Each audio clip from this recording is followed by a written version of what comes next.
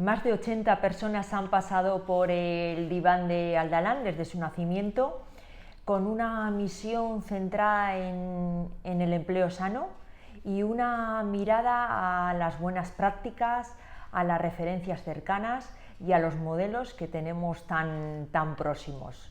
Hoy, para seguir enfocando nuestra mirada al empleo sano, nos acompaña Cristina Zurita, que tiene una larga trayectoria en el ámbito de talento, desarrollo profesional, emprendimiento, creación de asociaciones, que estábamos hablando hace poquito. Ella es licenciada en Derecho, tiene una formación continua en dirección empresarial y un máster en liderazgo, comunicación y coaching, donde también ha podido adquirir gran experiencia e impacto durante su carrera. Y por ahí vamos a empezar, Cristina. Bueno, lo primero es que ricasco. Gracias a ti. Por acercarte aquí antes de ir al trabajo, hacernos una parada en el diván, ¿no? Una visita. Y lo que te comentaba, Cristina, si te parece, empezamos viendo un poquito tu recorrido, tu experiencia profesional, para entender, ¿no?, luego cómo has podido aportar a este mercado laboral y cómo estás aportando a tu trabajo actual. Muy bien. Yo empecé a los 18 años por un trabajo de la filosofía del derecho, que a veces te lleva a hacer un trabajo y a partir de ahí empecé a entrar en el mundo asociativo. Y bueno, pues empecé trabajando, creando varias asociaciones. Yo soy mayorcita, mi juventud es en los años 80, con todas las posibilidades también de cambios que había, con muchísimas legislaciones que estaban reformando. Esta es la época en que impacta la ley de empleo juvenil, la primera huelga que consigue que una ley se paraliza y la única que yo creo que en la historia de la democracia que así lo ha conseguido. Y bueno, a partir de ahí empiezan unas transformaciones, siempre centrada en la información veraz al ciudadano. Todas nuestras asociaciones no eran tanto reivindicativas de una cierta línea, sino que lo que queríamos es que el ciudadano llegase a sus decisiones desde una información objetiva.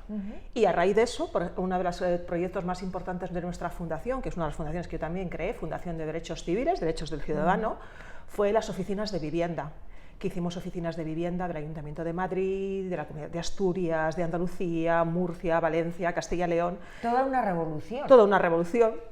Dimos empleo a casi 200 personas y la idea era que cuando alguien fuera a comprar la vivienda, ¿qué información daban? ¿Los bancos? Que era evidentemente desde un punto de vista muy económico y de sus intereses, o las promotoras. Pero tú no tenías una información para dar, entonces lo que queríamos es que cuando alguien comprase un piso, una promotora, supiese realmente lo que decía el plano, porque no sabían leerlo, alguien que le explicase realmente las condiciones económicas de un préstamo que unos bancos le estaban dando y los contratos. Entonces asesorábamos en todo el ámbito. Teníamos luego gente especializada, por si había una dificultad mayor, arquitectos, abogados, economistas, más los trabajos de los asesores. Y a partir de ahí, también ahí trabajé, mi experiencia, tengo un máster en Derecho Inmobiliario y estuve trabajando mucho tiempo en eso. Eso me dio la capacidad de resolver. Cuando digo de resolver, yo siempre cuento que cuando nosotros empezamos, que éramos un grupo de estudiantes, teníamos 4 cajas de fruta con una puerta puesta boca abajo y grapadas unas telas para que no se viera que era aquello. Y de ahí empezamos a dando trabajo a 200 personas. Es verdad que éramos muy jóvenes, es verdad que teníamos mucho entusiasmo, es verdad que teníamos muchas ganas de transformar el mundo. No sé si lo transformamos algo o poco, pero sí que dije yo puse mi granito de arena y fueron unas épocas de muchísimo trabajo, muchísimas experiencias a todos los niveles, que yo creo que a ese nivel profesional de relaciones yo no creo que no me he vuelto a medir ni a mover, ¿no? Pero sí que fueron tus inicios. Sí, y ahí teníamos un lema que era: no hay problemas, solo hay soluciones. Entonces éramos súper creativos. Claro, esa mentalidad, ¿no?, sí, de orientada a resultados. A resultados. Y sobre todo, cuando yo empecé a ejercer como abogado, lo digo para que es como un ejemplo, cuando hice el máster de dirección empresarial me decían, bueno, pues para tú montar tu despacho necesitas tanto dinero, tal, o sea, es casi imposible. Y yo le dije al director, al profesor que lo daba, digo, eso es tu segunda visión. Yo fui a mi asociación y les dije, digo, mira, nosotros teníamos una sede en el centro de Madrid, yo voy a trabajar 3 días gratis para vosotros, a cambio, vosotros me vais a dejar durante 2 días recibir a mis clientes aquí. Entonces yo tenía un despacho en el centro de Madrid, con secretaria, con personas con una sala de espera, y ahí podía recibir a mis clientes. O sea, Eso es la creatividad. Los recursos no es igual no necesito alquilar, igual tengo que hacer buscar un trueque. esas oportunidades y esas soluciones, ¿no? En el Exacto, camino. buscar los trueques, buscar... En las relaciones que decías tú, que exacto. son tan importantes, ¿no? Que no siempre todo es dinero. Te puedes pagar de muchas formas, sí. Y puedes dar con prestaciones con muchas... Y luego hay algo que a mí yo siempre digo, que solo llegas, te es más fácil, pero en equipo llegamos más lejos. Es verdad que trabajar en equipo es difícil, pero se llega mucho más lejos, porque todas las perspectivas ayudan a que el proyecto sea más perfecto, más creativo y llegue más lejos. Ya estáis un equipo multidisciplinar, ¿no? Sí. Decías de arquitectos, derecho Sí. y demás, que es ahora lo que también se pone sobre la mesa, ¿no? Y ya lo veíais hace años, ¿no? Sí, pues en el año 85, o sea que ha habido unos cuantos. Y bueno, esa experiencia me ha dado muchas posibilidades porque, yo qué sé, yo era una persona que con 20 años ya daba conferencias por toda España. Entonces me ha ayudado a hablar en público, me ha dado muchas herramientas que luego he utilizado. Yo, como digo, no gané mucho, en lo que sé económicamente, el salario era, porque claro, para poder seguir hacia adelante era pequeño, pero mi experiencia y mi aprendizaje fue impresionante e impagable. Y sobre todo tuve experiencias humanas que no he vuelto a tener nunca más, porque cuando tú ayudas a alguien, la recompensa de las personas es impresionante. Entonces, bueno, pues me dedicas con el salario emocional, que también es ese, ¿no? De lo que hablábamos antes, ese salario. Y qué bueno todo para seguir aportando, ¿no? Porque luego has seguido... Sí, luego, pues cansada, ¿no? Con muchísimas horas de trabajo, decidí con la edad de Cristo y en efecto el año 2000 que quería vivir cerca del mar, porque estoy en Madrid, pero yo soy de aquí, me fui con 12 años a vivir a Madrid. Y decidí que quería vivir en el mar y me tomé un año sabático y aquí sigo desde entonces, ¿no? Yo decía lo del año sabático para que si me sale mal pudiera volver. Me gusta mucho, conociéndote, lo del año sabático. Seguro que ese año no fue tan sabático, pero bueno, vamos a dejarlo así. Se reía mi jefe, decía, tú, tranquila, ¿qué haces yoga? Se partía de risa, ¿no? Pero sí, luego llegué a hacer yoga. Y bueno, pues a partir de ahí, pues la vida me llevó y acabé siendo gerente de una empresa de materiales de construcción en ese año sabático, ¿no? Y bueno, luego he hecho emprendimiento, tuve tiendas de mueble, decoración y regalo. Luego tuve la experiencia profesional más dura y que más me ha enseñado en la vida, que yo fui de las que me arruiné en la crisis del 2008-2010, lo perdí todo. Y ahí tuve el gran aprendizaje de que sufrí mucho por algo que sí que es verdad que ocurrió, perdí todo, pero no me quedé en la calle. Tuve trabajo 15 días antes de cerrar la última tienda que tenía y conseguí una casa para vivir. Entonces mi experiencia es que ante una preocupación o un problema, mejor dicho, ante un problema hay que dar un paso y dejar el problema en el lateral. Porque prestarle atención mental solo nos hace daño, pero no resuelve. Efectivamente. Y además abrirse a que adquirí un lema que es quiero ver esto de otra manera. Porque los problemas casi siempre los enfocamos hasta un sitio, ¿no? Ahora creo que no digo decir que es lo mejor que me ha pasado, porque no sería verdad. Pero es otro aprendizaje, ¿no? Pero me ha enseñado mucho a enfocar la vida de una forma muy distinta. Entonces, esa experiencia profesional y personal, que fue muy fuerte y muy poderosa, también me ha dado muchísimas herramientas y a tomarme a la vida muchísimo menos en serio. El problema en el lateral y desde otra perspectiva. Exacto. Eso te dio la posibilidad, ¿no?, de acceder a otra nueva oportunidad, ¿no? Y acción. O sea, yo siempre digo que, por ejemplo, una tontería, ¿no? Yo quiero tener una vivienda y no tengo cómo pagarla, pero voy a empezar inscribiéndome en Etxebide, porque es como una acción para que las cosas cambien.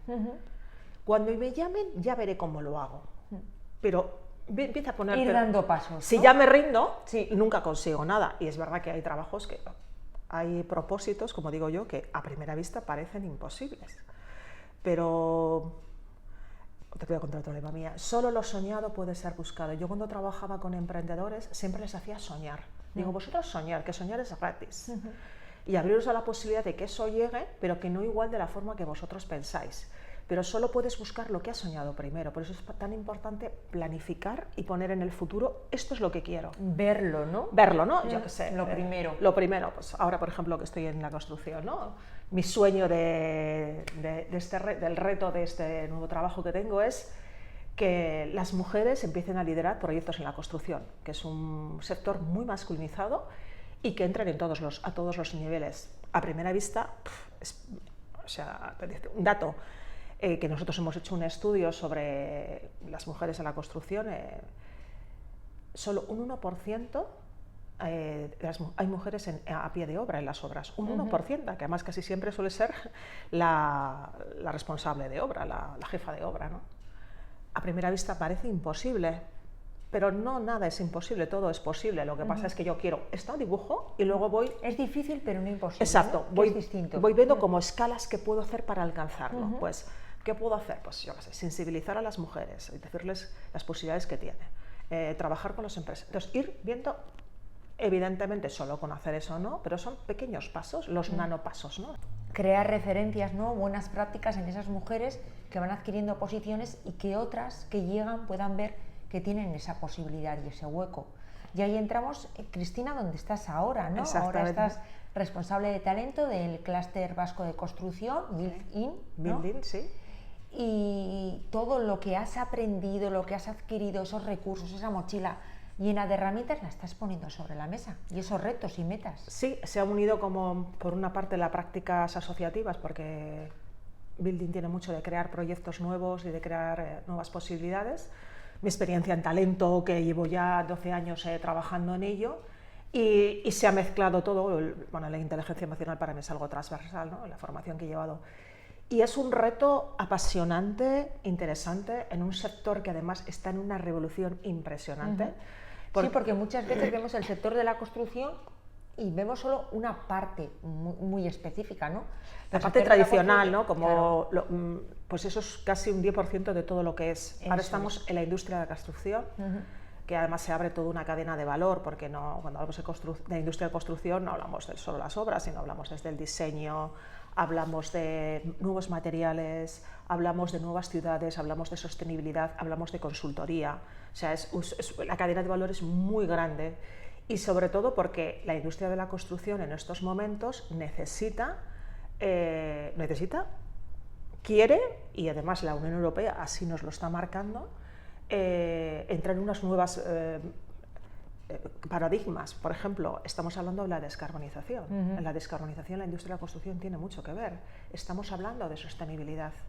Las nuevas ciudades tienen que ser sostenibles. ¿Cómo se crean ciudades sostenibles? A través de sus construcciones y del ordenamiento urbano y del suelo.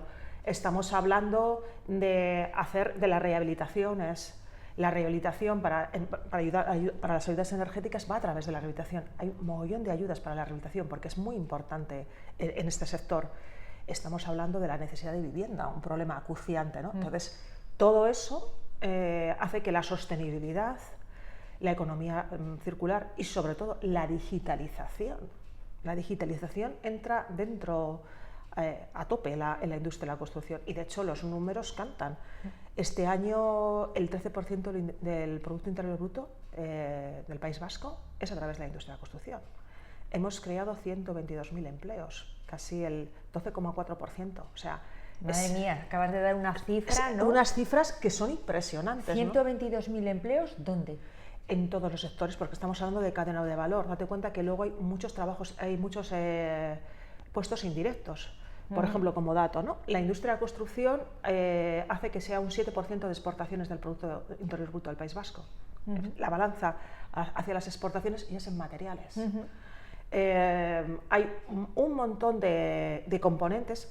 Cuando hablamos de la industria de construcción, hablamos de aerogeneradores, hablamos de placas fotovoltaicas, hablamos, por ejemplo, de proyectos que están saliendo ahora de hacer generadores eléctricos, aerogeneradores, dentro de las ciudades.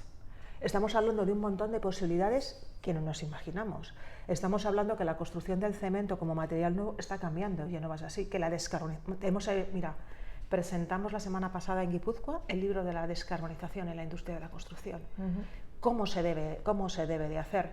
En 3 años vamos a edificios cero, que no pueden emitir ningún tipo de calor, y eso tiene que ver con la construcción. Entonces, nuevos materiales, nuevas formas. La construcción industrializada significa que ya no se va a construir de la forma tradicional, que va a ser todo por placas, que se van a replicar edificios, van a convivir la rehabilitación de edificios, la construcción de la arquitectura con arte, cuando digo yo, cuando hacemos un Guggenheim que es maravilloso, o un palacio, un Euskalduna, pero también van a contribuir con viviendas que están al servicio de la ciudadanía, porque tenemos un problema muy grave de vivienda y en el que la construcción es clave. Si a eso lo unimos la Y vasca, que la acaban de, ¿cuántos millones acaban de dar para ello? Y el plan del viceconsejero, creo que fue el consejero de vivienda, de las nuevas viviendas que van a pasar, pues imagínate todo lo que se abre, ¿no?